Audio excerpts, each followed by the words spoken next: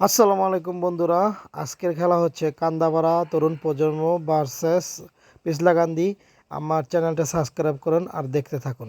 পূর্ণ কার্যক্রম কিন্তু সফলভাবে শেষ হয়েছে। আমরা জাস্ট ম্যাচ শুরুর একেবারে অন্তিম লগ্নে। আর সামনে থেকে একটু সরে যেতে হবে সবাইকে প্লিজ। সাউন্ডটা প্রথম যেটা ভালো ছিল ভাই। হ্যালো, অনেকক্ষণ কথা বলতে হবে। জাস্ট কথাটা যাতে ছেড়ে দিলেই ওখানে টেনে নিয়ে যায় ওরকম ব্যবস্থা করেন প্লিজ।